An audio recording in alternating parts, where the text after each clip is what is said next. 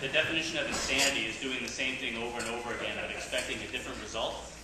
And I think that that applies pretty well to this debate, which is not about whether we're going to have reform or have no reform. We've had 40 years of reform, and that's what has given us this dysfunctional system we have now. It wasn't doctors, it wasn't insurance companies, it wasn't drug companies, it was Congress.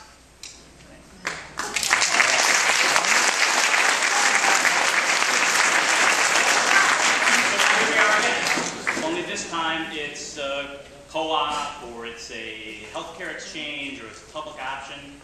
And your colleagues, some of whom have been very honest about this public option being essentially a backdoor to a government takeover of healthcare, euphemistically referred to as single payer.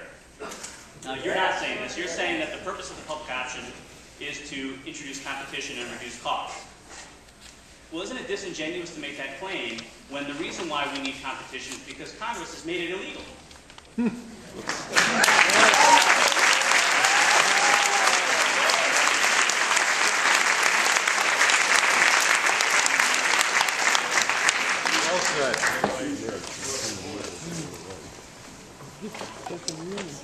Thank you. You know, representing this district, which is, again, at the height of my lifetime as a person living in Connecticut my whole life, it's been a privilege because this is the district that has the largest operating military base in New England. And I did a Congress on the corner down in the PX here about a month or so ago, a couple months ago. And what I experienced was sailors coming in to do their shopping and stopping by the little table that we had set up, and a lot of military retirees coming in and coming to the table that we had set up. And the one question they had is President Obama going to take away my TRICARE?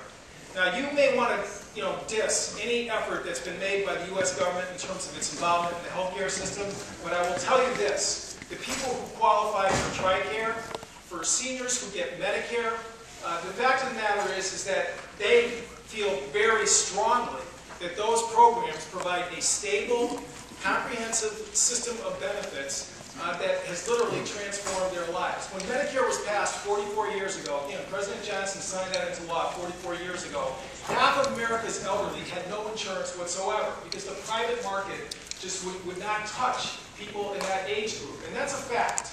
And Medicare is not perfect. When I was chairman of the Public Health Committee in Hartford, and I've got people here I served with who will verify this, I worked like a dog to get Connecticut to create a prescription drug benefit for low-income seniors, which was missing from Medicare back in those days. But I will tell you this, for all the people who are out there saying that the government is doing a terrible job, who are members of Congress, not one of them would dare file a bill to repeal TRICARE, to repeal Medicare, to repeal children's health care.